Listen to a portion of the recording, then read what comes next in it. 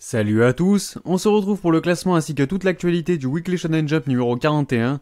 Un numéro encore une fois marqué par la fin prématurée d'un manga, une grande nouvelle pour les fans d'Hunter x Hunter, et d'un classement assez surprenant. Bref, on va découvrir ça ensemble après l'intro.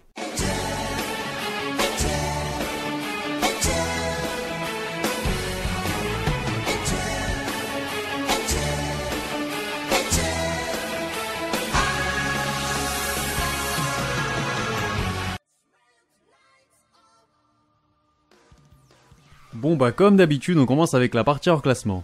Et c'est donc The Promised Neverland qui fait la couverture du magazine, il profite également d'une double page couleur afin de marquer les résultats de son sondage de popularité de ses personnages, on reviendra sur les résultats un peu plus tard.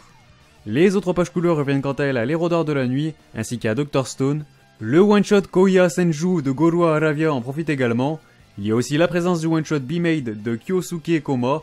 Malheureusement c'est déjà la fin pour Invade You qui n'aura pas su convaincre les lecteurs avec ses 16 chapitres, et rejoint donc aussi vite son compère Momiji no Kisetsu. Le manga se compliera donc lui aussi en 2 opus. Et enfin au niveau des absents, on retrouve One Piece pour sa semaine de break, Hunter x Hunter qui effectuera son retour très prochainement, on y reviendra plus en détail plus tard, et enfin, toujours pas de nouvelles de World Trigger. On passe maintenant au classement qui est composé de 12 mangas, soit 2 de moins que la semaine passée, et cette fois-ci c'est Aristoteio qui s'enfonce toujours plus profondément dans les ténèbres du Jump, en goûtant pour la première fois la place de cancre. Un manga qui semble se précipiter vers sa chute, et tout comme son acolyte Tanaka Saiji qui malgré sa remontée anecdotique de 3 rangs, figure à une décevante avant-dernière place. Gintama se maintient à la 10ème place mais complète cette fois-ci le trio de fin, une fin qu'il devrait justement connaître dès la semaine prochaine, normalement. Il est devancé par Inomaru Sumo qui regagne le classement à la 9ème position après avoir profité d'une page couleur la semaine passée. Même histoire pour Eikyu qui fait cependant un poil mieux que lui avec une 8ème place à mettre à son actif, bien loin de le contenter bien entendu. Black Clover remonte de 2 étages pour s'hisser jusqu'au 7ème, mais il ne parvient toujours pas à regagner le haut du tableau. Situation assez similaire pour My Hero Academia qui voit encore le podium lui échapper, malgré le fait que tous les cadres habituels ne soient pas classés, et c'est assez surprenant. Il est donc contraint de se contenter de la 6ème place, lui qui en a remonté 2 également cette semaine. 5ème rang pour Yuna de la pension Yuragi qui se paye une remontée spectaculaire de cette position, de quoi lui faire du bien en ces temps difficiles dans le sommaire. Il est imité par Food Wars qui progresse à son tour de 7 rangs afin de s'emparer d'une jolie 4ème place qui lui fait le plus grand bien aussi, on va pas se mentir. Toujours aussi surprenant, on poursuit ce classement avec Actej qui avance de 3 étages et monte pour la première fois sur le podium en s'emparant de la médaille de bronze. Un cran plus haut, We Never Learn semble se restabiliser dans le haut du tableau puisqu'il hérite de la médaille d'argent après avoir remonté pas moins de 4 positions. Et enfin je ne sais même plus si on peut appeler ça une surprise, mais sachez que Jujutsu Kaisen s'offre la couronne cette semaine après avoir gagné 2 petits pions.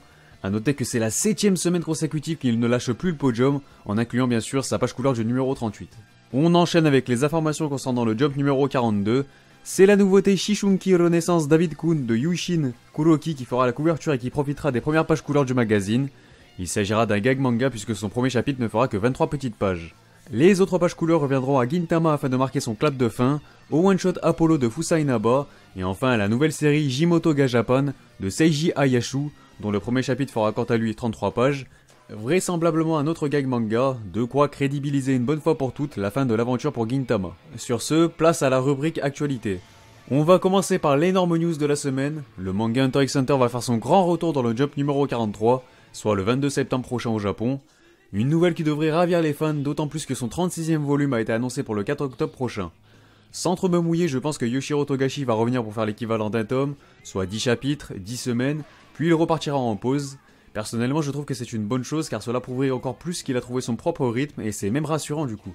Autre bombe lâchée par le scénariste de The Promised Neverland cette fois-ci, Kayu Shirai nous apprend que son manga vient d'entrer dans son arc final et devrait bien faire comme prévu entre 20 et 30 volumes maximum. Ce qui voudrait donc dire que l'arc final sera apparemment très long, et perso je vois plus ça comme une grande saga, à l'image de la saga Aizen dans Bleach par exemple qui était découpée en plusieurs arcs plus ou moins longs. Enfin bref, je vous partage les résultats du concours de popularité de ces personnages, des résultats qui nous montrent encore une fois que les japonais ont vraiment des goûts différents des nôtres. On retrouve donc sans surprise l'héroïne Emma à la première position puisqu'elle a récolté 581 voix. Un cran en dessous, on a Norman et ses 4763 votes, suivi de près par Rei et ses 4651 voix. Phil se trouve à la 4ème place avec plus de 2000 votes à son compteur, juste devant Anna et ses 1564 voix. Bon, je vais pas tous les faire, mais le plus surprenant reste Isabella, maman, tu l'appelles comme tu veux, qui est seulement à la 8ème place, et pour ma part, elle est à jamais première dans mon cœur. Vous pourrez retrouver le top complet et détaillé sur le site Okashi en description pour changer. Une autre news que je n'avais pas pu vous partager à temps la semaine passée, Sachez que One Piece va s'offrir un nouveau roman centré cette fois-ci sur le personnage de Trafalgar Law, et ça tombe bien puisque je compte lui consacrer une vidéo dans les jours à venir, donc restez connectés. C'est dans le 90e opus de One Piece que l'on a appris la sortie de ce roman, qui sera proposé dans les nouveaux numéros du One Piece Magazine. Par ailleurs, on apprend aussi que dans le 4e numéro de ce magazine, donc le One Piece Magazine prévu en automne, il y aura en cadeau une carte de Law pour le fanbook Vivre Card, ainsi que l'avis de recherche de 1,5 milliard de berries de Luffy. On peut également relever que la Shueisha a prévu un tirage initial de 3,3 millions d'exemplaires pour le 90e volume relié de One Piece. Côté anime, Crunchyroll nous a révélé que l'anime de Black Clover ne prendra pas fin avec ses 51 épisodes comme prévu, la série animée continuera même en octobre avec un nouvel arc. Et enfin pour clore cette rubrique, l'anime d'Inomaru Sumo s'offre son premier gros trailer. Pour vous faire un rapide topo et un rappel de tous les éléments qu'on a jusqu'à maintenant, l'anime débutera le 5 octobre prochain à 22h et adaptera la première partie du manga, soit les 159 premiers chapitres ou encore les 17 premiers volumes du manga pour vous donner une idée. Cette partie est centrée sur la période pendant laquelle Inomaru fait du sumo au lycée. La série sera réalisée par Yasutaka Yamamoto au sein du studio Gonzo, et le character design sera assuré par Kitanaka. Par ailleurs, Official Hige Dundin s'occupera du générique d'ouverture, et le groupe Omedetai Atama des Naniyori se chargera quant à lui de l'ending. Direction la description pour retrouver le trailer complet. Pour conclure, on passe comme d'habitude au top Oricon. Il s'agit des ventes de la semaine du 27 août au 2 septembre 2018 au Japon. On commence cette fois-ci par le 33e volume d'Haikyuu qui figure à la 31e place après en avoir cédé 15. Il s'est écoulé à un peu plus de 19 800 exemplaires cette semaine, de quoi lui permettre de franchir la barrière des 600 000 unités. Le 10e opus de The Promised Neverland figure un cran plus haut, soit au 30e rang. Il a reculé de 13 positions. Il a malgré tout pu ajouter quasiment 20 cas à son compteur, qui a à son tour franchi un cap symbolique, soit les 400 000 copies vendues pour sa part. Je vous rappelle que vous pouvez retrouver systématiquement le top Oricon complet ainsi que toutes les sources de mes informations sur le site Okashi et dans la description.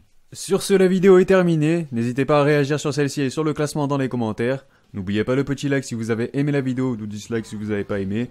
Voilà, et surtout abonnez-vous si ce n'est pas déjà fait pour ne pas manquer les prochains classements. Pour ceux qui veulent soutenir la chaîne, vous pouvez toujours le faire sur Utip, je répète à chaque fois. C'est en description. Enfin bref, moi je vous dis portez-vous bien, et surtout, on se reverra.